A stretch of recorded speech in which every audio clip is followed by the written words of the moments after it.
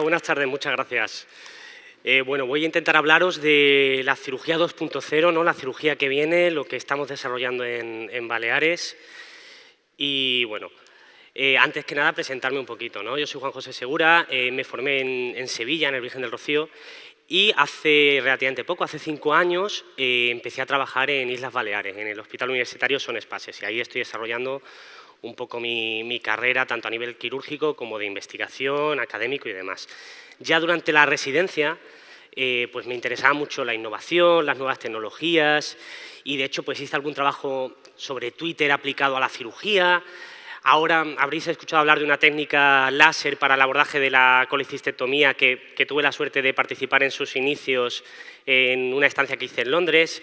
Y también durante la residencia pues empecé también alguna charla también así de estas como que imponen como la de hoy, ¿no?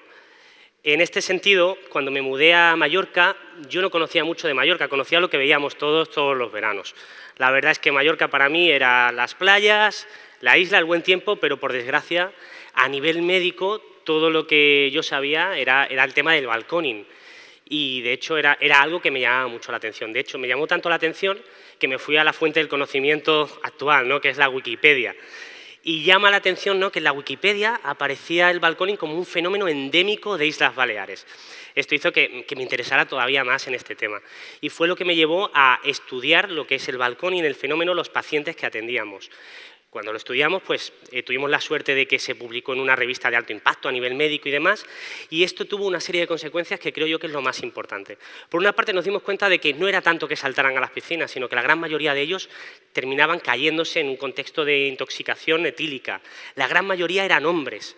Llamaba mucho la atención como las mujeres en este sentido tenían mucho más sentido común. Y llamaba la atención pues también la edad de este tipo de accidentados, que eran todos muy jóvenes. Y sobre todo llama mucha atención que en Baleares, que tenemos tanto británicos como alemanes prácticamente en la misma proporción, pues por una razón u otra, esto seguimos trabajando en ello, llama la atención que los de Reino Unido e Irlanda tenían una proporción de accidentados mucho mayor a la que deberíamos esperar. ¿Qué pasó con esto? Pues que, por suerte, esto no quedó en un estudio descriptivo y demás, sino que cuando yo me di cuenta de todo esto, pues me fui llamando de consulado en consulado en Baleares y fui a entrevistarme y a tener una charla con los distintos cónsules. Entre ellos el cónsul británico, que tengo que decir que estaba muy preocupado por este tema, porque no era solo el balconing es lo que vemos en las noticias, pero el balconing es la punta de un iceberg mucho más grande. Hay accidentados por intoxicación etílica, accidentes de tráfico, atropellos, reyertas de bares, y todo esto constituye un gran fenómeno en el que está involucrado un poco la intoxicación por alcohol, por otras drogas, el turismo y demás. Todo esto me hizo colaborar con el Foreign Office británico, con el consulado británico, y me propusieron pues hacer una serie de vídeos, una campaña de prevención donde hablábamos con las redes sociales y demás, pues hablábamos en Instagram, hablábamos en Facebook y demás, con la idea de prevenir un poquito todo esto y que, bueno, los jóvenes pues tomaron un poquito de conciencia de todo esto e intentaran pues prevenir este tipo de situaciones. ¿Qué pasó? Bueno, pues que el estudio, la campaña y tal tuvo un poquito de eco en Baleares, en un periódico local, el Diario de Mallorca, hasta que de pronto resulta que un periodista británico lo publica en el Times. Y entonces ya fue la hecatombe, ¿no? De pronto pasamos de una noticia local a una noticia internacional, empezaron a contactarme cadenas internacionales de todo el mundo, salía hablando en la BBC, salía hablando en la cadena irlandesa nacional, y parece una tontería, pero con un estudio muy sencillito donde simplemente describíamos qué era el balconing y tal, de pronto estábamos teniendo una difusión enorme que nos permitía hacer cosas, nos permitía que la sociedad adquiriera conciencia de todo esto y nos permitía que empezaran a actuar los políticos en relación a esa reacción social. ¿Qué pasó? Pues que conseguimos ligar el balconing al alcohol y conseguimos que, de cara a prevención, empezaran a establecerse medidas en relación a prohibir el alcohol, multar determinados comportamientos con intención de que todo esto previniera la cantidad de muertes y la cantidad de accidentados que atendíamos. Empezaron a implicarse también las autoridades británicas, empezaron a incluir recomendaciones específicas sobre el peligro de acercarse a un volcán borracho en la página del Ministerio de Exteriores, e incluso empezaron a hacer campañas de propaganda y prevención hablando de que no había que mezclar el alcohol y el balcón, ¿vale? Para que os hagáis una idea del impacto que tuvo todo esto. Seguimos trabajando en todo esto, seguimos haciendo cosas y ahora mismo lo que estamos es ampliando un poquito el estudio para ver también los accidentados que fallecen en el momento, hablando con medicina legal, hablando con la Guardia Civil, con la Policía Nacional, están saliendo tesis doctorales de todo esto y a fin de cuentas es un trabajo de investigación que hemos tenido la suerte de que tenga una repercusión social grande y que permita de algún modo tener una vertiente de respuesta a la sociedad. ¿Qué pasa con todo esto? Que además del trauma, a mí me gusta especialmente la urgencia, me gusta el trauma, y llama la atención que en España, por suerte, no tenemos heridos por arma blanca en gran cantidad, no tenemos heridos por arma de fuego, pero seguimos teniendo accidentes de tráfico. Además, tengo que decir que en Baleares, a mí me sorprendió cuando llegué, pero hay una cantidad de accidentes de tráfico importantes. Y resulta que en la técnica que tenemos hoy día para controlar las hemorragias hepáticas grandes, las que son de alto grado, es la misma desde la Primera Guerra Mundial prácticamente, que consiste, aunque llama la atención que en pleno siglo XXI consista en abrir el abdomen, poner compresas alrededor, cerrarlo y esperar que eso pare, ¿vale? Esta es la técnica en pleno siglo XXI cuando tenemos una hemorragia incontrolable.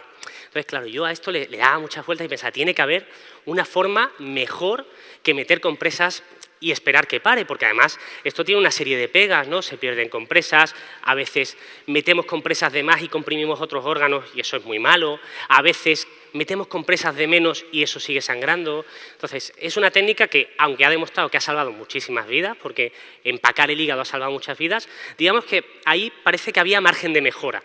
En este sentido, yo que había visto los vídeos de la teletienda, había visto pues, que había un sistema que me permitía guardar la ropa comprimida, ¿no? Y entonces yo pensé, oye, si comprimiéramos el hígado y si hiciéramos esto mismo que hacen en la teletienda con el hígado, le aplicamos presión y queda el hígado perfectamente comprimido. Y se nos ocurrió hacerlo, ¿no?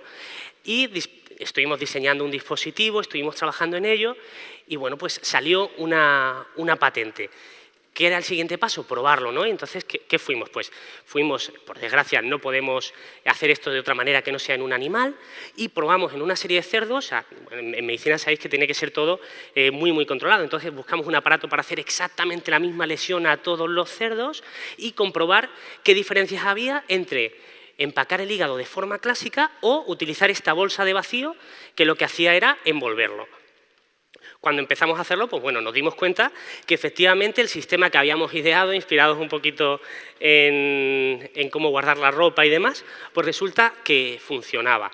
Este sistema, la idea sería pues que poquito a poco vayamos trasladando a la práctica clínica. Todavía queda mucho por delante, queda aumentar el número de cerdos en el que probarlo para ver que efectivamente no es casualidad y que realmente funciona, queda pues pasar todos los permisos y demás. Ya tenemos una persona trabajando en ello a nivel de investigación con su tesis doctoral, tenemos a la industria ya implicada, que está financiando el primer prototipo industrial y claro, esto es muy, muy importante porque por desgracia uno no elige dónde tener un accidente de tráfico y no siempre hay un cirujano avezado, cirujano hepático, alguien como el doctor Ramírez ahí preparado para atenderte. Muchas veces lo único que puede hacer el cirujano que te atiende es empacar y si podemos conseguir algo que sea más sencillo que empacar, que impida las complicaciones de todo esto, mejoraremos la supervivencia de este tipo de patologías que a fin de cuentas es una de las patologías que más vidas sesga a nivel por el tramo de edad en el que se produce, ¿no? Y no solo esto, además del tema de la innovación en la trauma de urgencias y demás, hoy día ya se ha hablado mucho de cómo estamos distanciándonos y poniendo aplicaciones en la relación médico-paciente, pero yo aquí vengo a defender una aplicación, la relación médico-paciente. A nosotros se nos ocurrió pues, que realmente la sanidad pública tiene una serie de recursos limitados. Y al tener recursos limitados tenemos que buscar formas de abaratar costes, de disminuir listas de espera, de disminuir la gente que va a urgencias, que lo han comentado antes y demás. Y en este sentido se nos ocurrió hacer una aplicación utilizando inteligencia artificial. No voy a meter en la parte informática porque yo no la termino de entender bien, pero el objetivo de todo esto era conseguir que el paciente pudiera estar operado e irse a casa y mediante una aplicación en la que se hacía fotos y vídeos, la propia aplicación le pudiera decir si esa herida estaba evolucionando bien o no y si estaba infectada. La situación actual es que habitualmente cuando operamos un paciente, él se va a casa y demás y la herida se la miran en el centro de salud. Y realmente nosotros como cirujanos no llegamos a saber si esa herida ha evolucionado bien o no hasta un mes después, cuando ya es tarde, ya si se ha infectado ya fue a urgencias, ya fue al centro de salud, ya se lo abrió el ATS. No tenemos una forma de tener esto bien controlado. ¿Cómo lo hacemos? Pues la idea es que a la semana el paciente se haga esta prueba con la aplicación y la aplicación no sustituye al médico. La aplicación lo único que hace es decir, oye, creo que esta herida está infectada.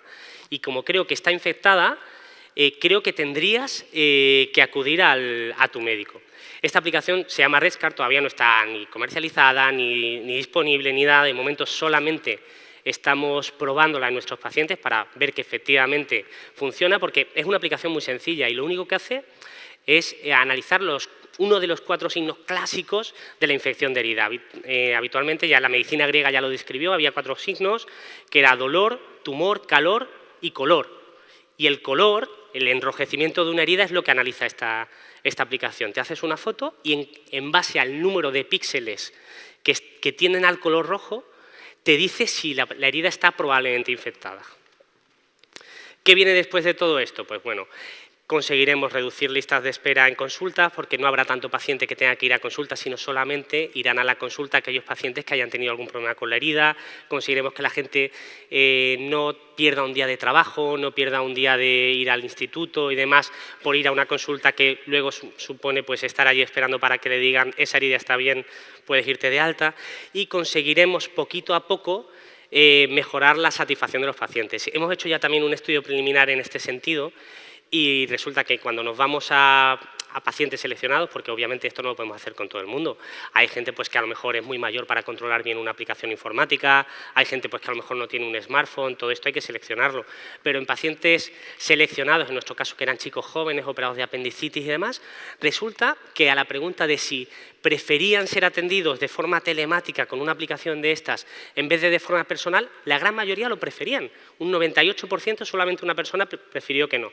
Entonces resulta que nuestros pacientes en ocasiones pensamos que es fundamental el contacto piel a piel y demás, pero para determinadas cosas, para patología más banal y demás, a lo mejor el paciente pues, prefiere un seguimiento telemático, se siente además más seguido porque ellos mismos están implicados en la forma que tienen de controlar la herida, están más implicados en su propio proceso de autocura, es un paciente más activo y todo esto supone una serie de beneficios.